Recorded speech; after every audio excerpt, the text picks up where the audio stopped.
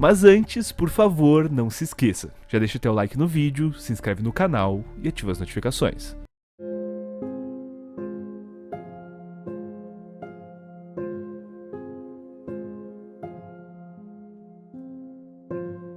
Marcel David Rich, que mais tarde ficou conhecido como Mark Rich, nasceu em 1934 na Antuérpia, na Bélgica, em uma família de judeus ortodoxos. Seu pai, David Rich, que morava em Frankfurt, na Alemanha, se mudou para a Bélgica em 1933, ano em que Adolf Hitler chegou ao poder. Ele já havia fugido do local onde nasceu, no Império Austro-Húngaro, durante a Primeira Guerra Mundial, por causa da perseguição aos judeus. Com isso, assim como a grande maioria das famílias de judeus naquela época, David tinha sempre uma mala pronta para caso precisasse deixar sua casa rapidamente. A Antuérpia foi escolhida por David e a sua futura esposa, Paula Rich, por ser um importante centro comercial da Europa e com uma grande comunidade judaica estabelecida. Inclusive, aqui vai uma curiosidade sobre a cidade. Quando David e Paula se mudaram para lá, a Antuérpia representava 80% das negociações de diamante do mundo. E 90% dos negócios que comercializavam diamantes eram controlados por judeus. Porém, mesmo sendo judeu, David não teve a sorte ou os contatos necessários para entrar no lucrativo comércio de diamantes. Então, se voltou para a profissão que os judeus europeus exerciam há séculos: o comércio.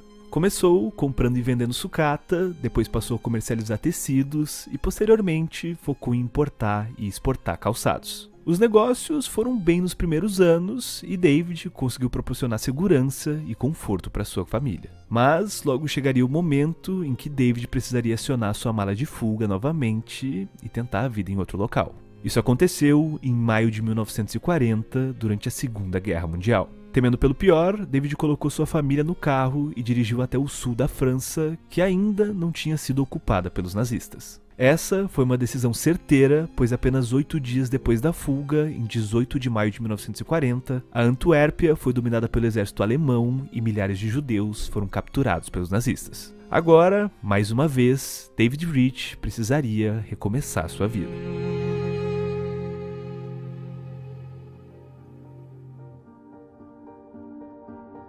Após uma tentativa frustrada de ir para a Austrália, os Rich acabaram se mudando para os Estados Unidos, onde se estabeleceram em Kansas em 1941.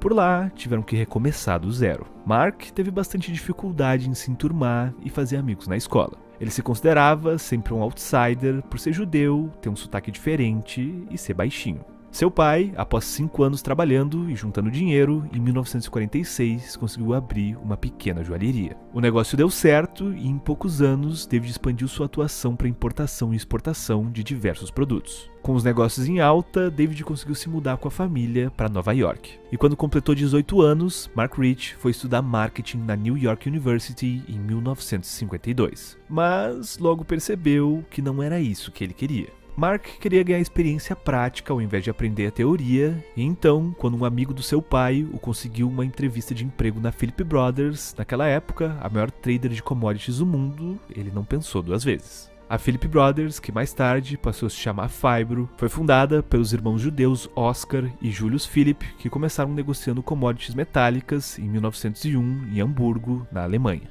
Aqui vale ressaltar que a negociação de commodities metálicas era dominada por judeus europeus desde o século XIX. Isso por um motivo bem simples. As únicas atividades que eram permitidas aos judeus durante muito tempo eram emprestar dinheiro ou negociar a compra e venda de produtos ou commodities, o que acabou se tornando uma vantagem.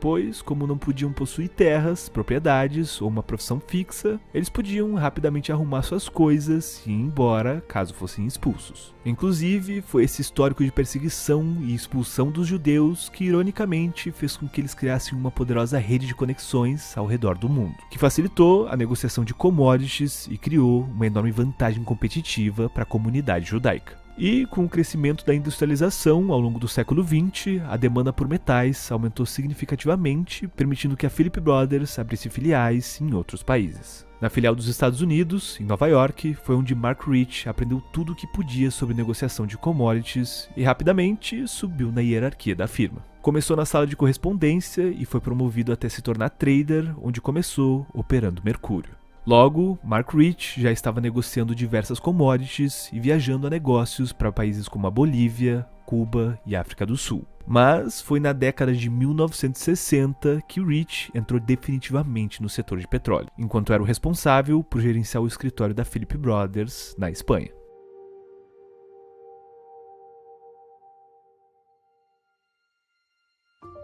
Nos anos 60, o setor de petróleo era bem diferente do que é agora. Naquela época, o petróleo não era negociado de acordo com os princípios do livre mercado devido ao domínio de 7 grandes petroleiras que controlavam a oferta e a demanda. Essas empresas, que ficaram conhecidas como Sete Irmãs, controlavam cerca de 95% de todo o mercado. Ou seja, apenas 5% do petróleo no mundo era negociado livremente. O oligopólio comprava o óleo bruto dos países produtores por um preço fixo e então cuidava de toda a cadeia de valor do produto até chegar no consumidor final. Para você ter uma ideia, entre 1948 e 1970, o preço do petróleo permaneceu na faixa dos $3 por barril. Contudo, as nações produtoras de petróleo estavam cada vez mais insatisfeitas com o domínio das Sete Irmãs. A gota d'água foi em agosto de 1971, quando o dólar perdeu imediatamente entre 20% e 40% do seu valor após os Estados Unidos abandonarem o padrão ouro. Como o petróleo era cotado em dólares, isso impactou diretamente as exportações dos países produtores de petróleo. Com isso, uma onda de nacionalizações de campos de petróleo começou a acontecer no Oriente Médio, e a OPEP passou a ganhar cada vez mais poder. Mas tinha um porém. Agora, os países, através de suas estatais, controlavam a exploração e a produção de petróleo. Contudo, eles não tinham o know-how de como comercializar e distribuir toda aquela produção. É aí que entra Mark Rich e a Philip Brothers, que tinham todos os contatos de refinarias, importadores e petroleiras no mundo todo. Rapidamente, os países produtores entenderam que se quisessem que seu petróleo chegasse ao Ocidente, eles precisariam de traders independentes. Dessa forma, eles se preocupavam apenas em produzir o petróleo e Mark Rich ficava responsável por conectar as duas pontas, sendo o elo entre a oferta e a demanda.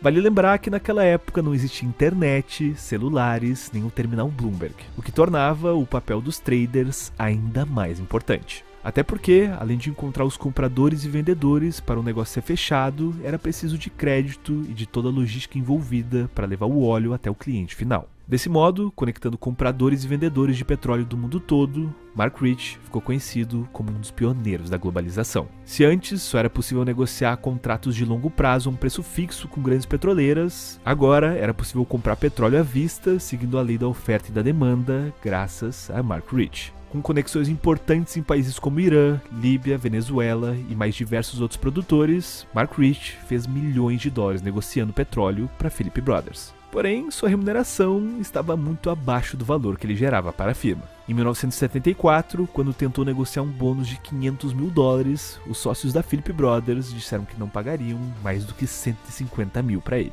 Com isso, Mark Rich pegou sua equipe e rapidamente criou sua própria empresa, a Mark Rich & Company, em Zug, na Suíça.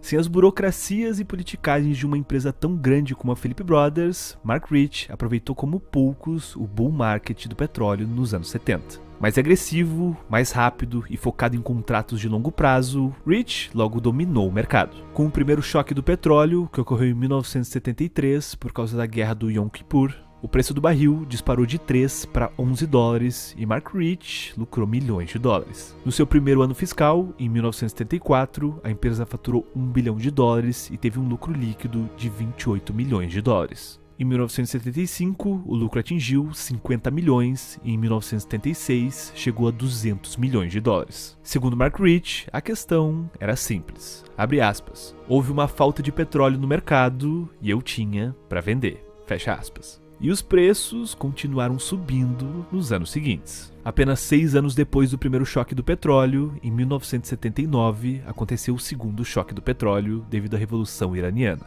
que ocorreu em fevereiro daquele ano. A revolução trouxe grande instabilidade ao país, resultando em uma queda drástica na produção de petróleo, que antes da revolução era cerca de 7 milhões de barris por dia e caiu para menos de 1 milhão de barris por dia. Pouco tempo depois, em novembro de 1979, estudantes iranianos invadiram a embaixada dos Estados Unidos em Teherã e fizeram 52 americanos como reféns durante 444 dias, aumentando ainda mais as tensões entre o Irã e os Estados Unidos. Como forma de retaliação ao Irã, os Estados Unidos anunciaram fortes sanções econômicas contra o país, o que fez com que o preço do petróleo subisse mais ainda. Com as sanções, as petroleiras do Ocidente ficaram proibidas de comprar petróleo iraniano, que era uma das principais fontes de receita do governo. Logo, se eles quisessem continuar vendendo seu petróleo, eles precisariam de um intermediário. E, mais uma vez, Mark Rich era o cara certo na hora certa. Embora fosse naturalizado americano, a empresa de Mark Rich estava localizada na Suíça, que é um país neutro. Isso permitiu que ele negociasse a compra e a venda do óleo iraniano. Com isso, a Mark Rich Company se tornou o principal comprador de petróleo iraniano, que era negociado com desconto devido às sanções econômicas. No total, Rich chegou a comprar cerca de 60 a 75 milhões de barris de petróleo por ano do governo iraniano. Uma parceria comercial, no mínimo irônica, visto que o regime do Ayatollah Ruhollah Khomeini era declaradamente antissemita, anti-Estados Unidos e anticapitalismo. E Mark Rich era justamente o oposto, um bilionário judeu americano.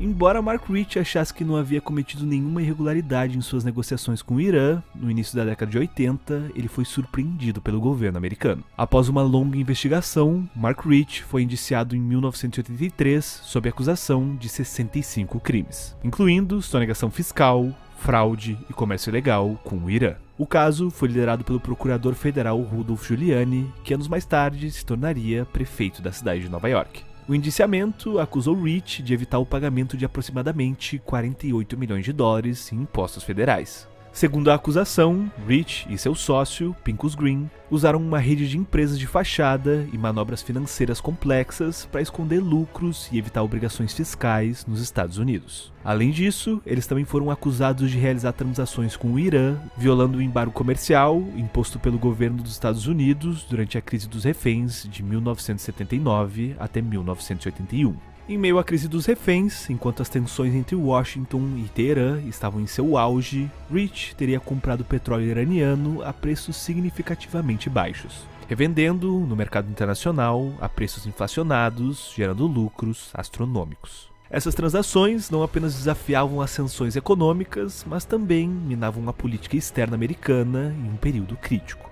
Antes que pudesse ser preso, Mark Rich fugiu para a Suíça, país que não possui um tratado de extradição com os Estados Unidos. Mesmo fechando um acordo e tendo pago 200 milhões de dólares para o governo americano para encerrar as acusações, Mark Rich continuou na lista de fugitivos do FBI entre 1983 e 2001. Porém, Mark Rich continuou sua vida normalmente, com casas na Suíça, Espanha e Israel. Além dos negócios de commodities, nos anos 80, Mark Rich chegou a ser dono de 50% da Fox, juntamente com o magnata do petróleo, Marvin Davis. Morando na Suíça, Mark Rich permaneceu tocando seus negócios e ganhando milhões de dólares, porém cada vez mais longe dos holofotes. Além dos negócios, Rich, que era um fervoroso apoiador de Israel, continuou fortalecendo ainda mais a sua estreita relação com o Mossad, o serviço de inteligência israelense. Segundo relatos, ele ajudou a financiar operações e forneceu informações valiosas ao serviço secreto israelense ao longo dos anos. Além disso, Rich também foi peça-chave no fornecimento de petróleo para Israel em diversos momentos, o que lhe garantiu um ótimo relacionamento com as principais lideranças israelenses. Em 1993, ele vendeu sua participação de 51% na Mark Rich Company, que depois passou a se chamar Glencore. Hoje, uma das maiores trading companies do mundo, com um valor de mercado de 74 bilhões de dólares. Em 2001, Mark Rich foi inocentado de todas as acusações contra ele. Em 20 de janeiro de 2001, no último dia de seu mandato, o presidente Bill Clinton concedeu a Rich um perdão presidencial controverso. Esse perdão gerou grande indignação e suspeitas de corrupção, especialmente porque Rich havia feito substanciais doações políticas e filantrópicas, inclusive para a biblioteca presidencial de Clinton e causas israelenses. Mesmo inocentado, Mark Rich continuou morando na Suíça, dedicando seu tempo à filantropia. Mark Rich morreu em 26 de junho de 2013, em Lucerna, na Suíça. Mas, e você? O que achou da história do rei do petróleo? Escreve aqui nos comentários a sua opinião.